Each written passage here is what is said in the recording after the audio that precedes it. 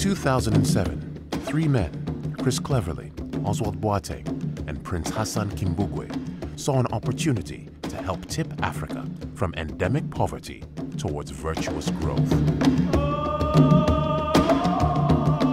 All they needed to do was to build a state of belief.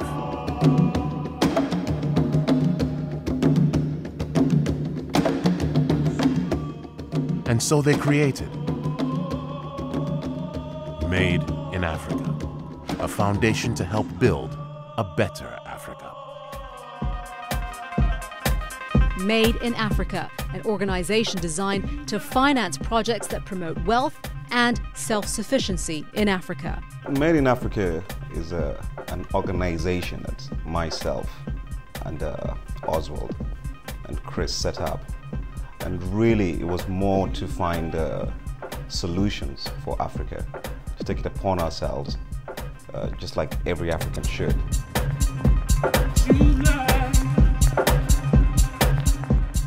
To celebrate African unity is to understand what it is to be an African.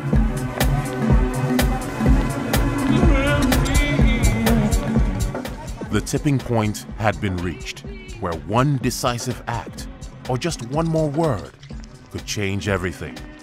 Like the former Chinese leader Deng Xiaoping's 1992 speech in Shenzhen, which opened up China, or the late British Prime Minister Harold Macmillan's 1960 Wind of Change speech.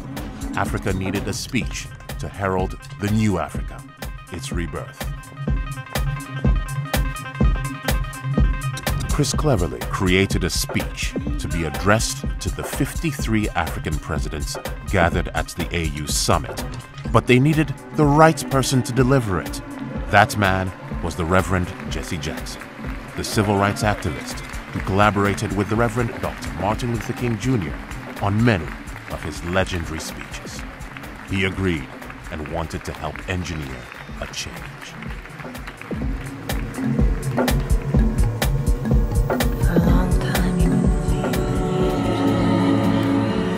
The ancestral home of humanity is the continent of Africa.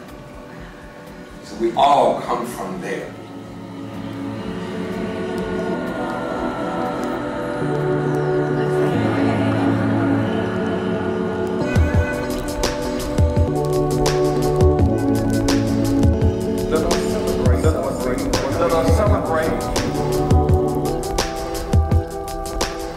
The 2007 African Union Summit in Accra, Ghana was the moment. The atmosphere, a powder keg of personalities. Muammar al-Gaddafi was making a very real move to form one Pan-African state. Many, particularly outside of the continent, objected.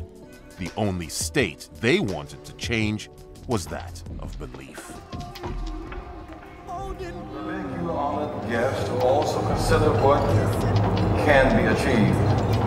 If through the power of unity we who are made in Africa stand together. And as the three friends stride purposefully towards Britain's traditional seat of power, very little looks likely to get in their way. Foreign Minister of Nigeria. Nice to meet you. Nice to meet you. Thank you. All right, guys. Enjoy the rest of the day, and we'll see you again. Thank you. Let us have a vision of Africa, the birthplace of humanity, the wealth of the world. Let us celebrate and create a future of Africa, where it takes its place as the first amongst peoples, an African century of African excellence. It's a beautiful place, and I'm frustrated by the open drains. You know, I'm frustrated about the fact that, you know, there's a road from Accra to Kumasi, and it takes you 5 hours to do something that should maybe take you 45 minutes. So it's out of frustration of saying, well, why is it like this? We do not need to follow the failures and mistakes of the industrialized nations. Our strength is that we can start afresh. A continent not characterized by disease, war, and hunger. I think that once we start to say that your struggle is like my struggle, that we can start to help each other solve the problems that we experience on a local level and on a global level. If you look at India, and you look at China, they were opened up by railways. If you look about America, it was opened up by a railway. The Trans-Siberian Railway opened up Russia. So big infrastructural projects which join the countries together in Africa are key. Without deserts reclaimed by a forest of biodiesel trees from Mogadishu, the freedom that could be seen from the moon, our waters clean, homes worthy of the name, high-speed trains, wireless education, mobile banking, sustainable cities where the light never grows dim. And everyone has access to the opportunity of a life worthwhile. I expect substantial increases in our foreign assistance, which is in Africa's interest and America's interest. But the true sign of success is not whether we are a source of perpetual aid that helps people scrape by. It's whether we are partners in building the capacity for transformational change.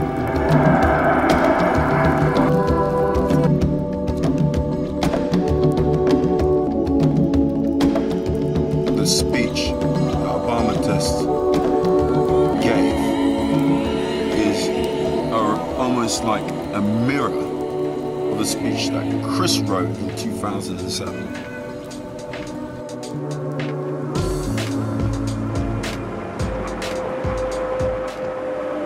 So, let us celebrate this day. Not only what we have achieved, but what we have been promised silently. Let us dedicate this day to God, the God of all, the God who inspires and gives us the strength to dream into reality a new Africa, abundance for all of its children. We may lift the pain and guilt of the world and give our gifts in harmony from this day forth, this day of African independence. Is it called this day? This day is the African Independence Day. This day, this day, this day, oh, this day. And we all love this as our motherland.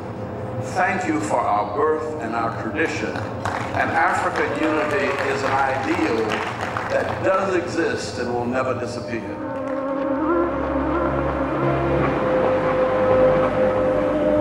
This day of African independence, may God bless and keep you and keep hope alive.